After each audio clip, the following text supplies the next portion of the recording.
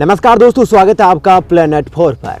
दोस्तों, आखिर काबुल में क्या कर रहे हैं भारत के 7,000 सैनिक? एक बेहद सीक्रेट खबर काबुल से निकल कर आ रही है कि कई सारे पैरामिलिट्री के भारतीय जवान इस वक्त काबुल पहुंच चुके हैं।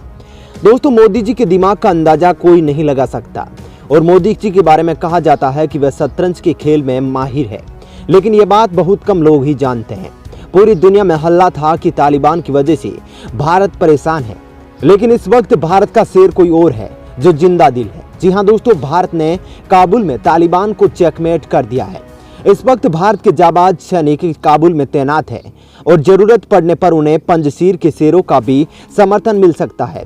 लेकिन दोस्तों, हम लोग कोई भी खुफिया चाल खुलेआम नहीं करते। हमारी ज्यादातर रणनीति बेहद सोची समझी और सीक्रेट होती है। आज काबुल में कई सारे भारतीय फंसे हुए हैं और उनकी रक्षा के लिए भारत प्रतिबद्ध है। अगर हम अपने लोगों को बचाने के लिए सेना ना भेजेंगे तो हमें चूड़ियां पहन लेनी चाहिए, और ये काम मोदी जी को नहीं आता। लगातार उनकी मीटिंग तालिबानियों और आतंकवादियों पर रही है, जिसके बाद काबुल में समय मिलते ही भारत और भी बड़े धमाके कर सकता है। दोस्तों, आप जरा सोच कर देखिए कि आज फ्रांस, ब्रिटेन, जर्मनी और अमेरिका सेना क्यों भारतीय नागरिकों की मदद कर रही है। इसके पीछे मोदी जी का मास्टर प्लान है। किसी देश ने भी अफगानिस्तान में फंसे पाकिस्तान की मदद नहीं की, किसी देश में भी अफगानिस्तान में फंसे चीनियों की मदद नहीं की, लेकिन सम्राट भारत की मदद के लिए आज पूरी दुनिया खड़ी है। और काबुल में भारतीय सेना की तैनाती होना पूरी दुनिया के लिए संदेश है कि अगर किसी भी कोने में भारतीयों को परेशान किया गया तो भारत उन्हें बख्शने वाला नहीं है। जरा आप ही बताइए दोस्तों, भारत किससे डरेगा? आज भारत के पास रूस, इजराइल, फ्रांस और अमेरिका जैसे भरोसेमंद दोस्त है। आज हमारे पास बरमोस जैसे आत्मघाती हथियार है। हम एक परमाणु संपन्न देश है, तो फिर हम किसी के बाप से क्यों डरे? अगर कोई हमारे नागरिकों की तरफ गंदी नजर से भी देखेगा तो उसके दोनों आंखें बाहर निकालने वाली सरकार भारत की कुर्सी पर बैठी है। आप सभी ने सुना होगा कि तालिबानियों ने 150 भारतीयों का अपहरण किया था, बाद में छोड़ दिया। फिर आपने सुना होगा कि एयरपोर्ट पर भारतीयों को तालिबानी गुंडों द्वारा लूटा जा रहा है। उसके बाद खबर आई कि एयरपोर्ट के बाहर भारतीय नागरिकों के साथ मारपीट की गई। फिर खबर आई कि तालिबानियों ने भारत को धमकी दी, मोदी जी को धमकी दी।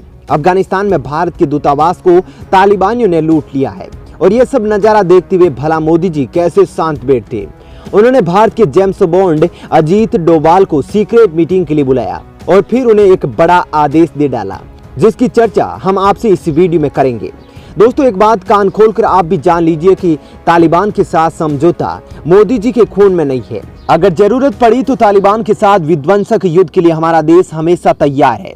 परमाणु बम का एक छोटा तिनका ही तालिबानियों के लिए काफी है, लेकिन हम पहले परमाणु बम का इस्तेमाल नहीं करना चाहते हैं।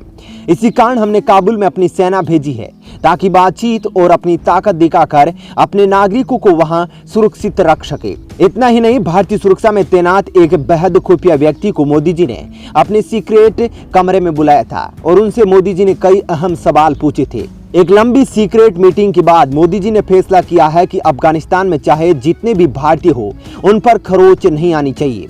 अगर उन्हें कुछ हुआ तो तबाही मचाने के लिए तैयार रहो। और यह बताया जा रहा है कि काबुल एयरपोर्ट पर भारतीय सेना तैनात है और भारतीय वायुसेना भी उड़ान भरने वाली है, ताकि हम अपने सभी नागरिकों को सुरक्षित बचाकर वहां से निकाल सके।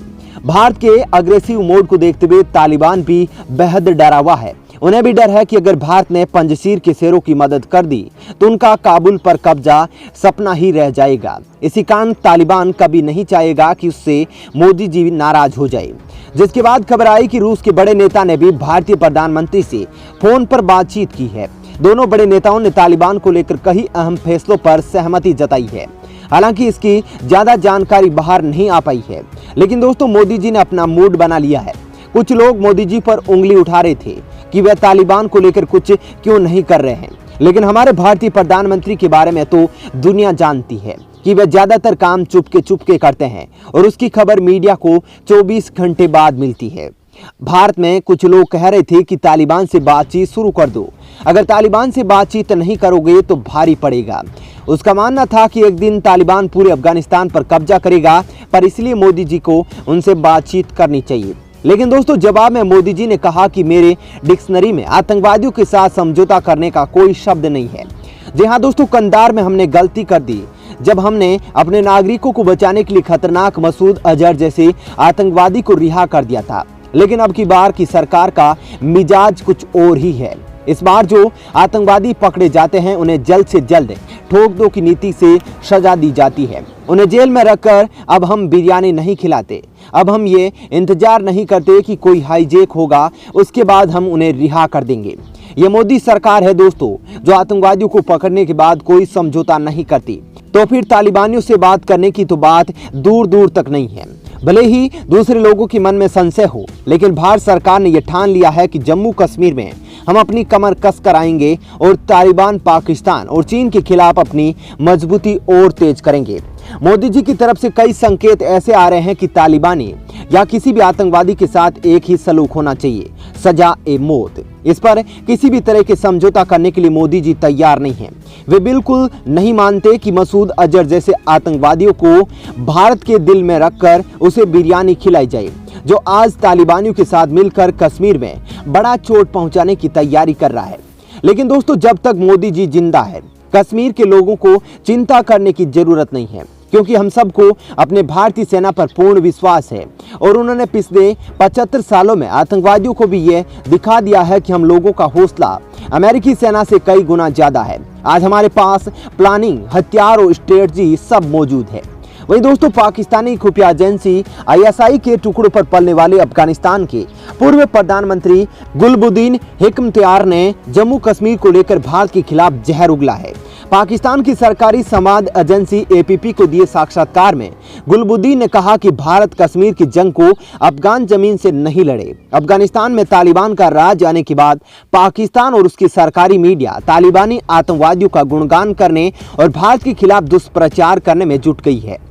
हिजब-ए-इस्लामी गुट के मुखिया गुलबुद्दीन ने कहा कि अफगानिस्तान के भविष्य को लेकर बयान देने की बजाय भारत को अपने आंतरिक मुद्दों पर फोकस करना चाहिए। उन्होंने कहा कि भारत को अफगानिस्तान की संप्रभुता का सम्मान करना चाहिए। अफगान नेता ने पाकिस्तान के PM इमरान खान और उनके अफगानिस्तान के मुद्दे के शांतिपूर्ण तरीके से समाधान के दृष्टिकोण की तारीफ की है।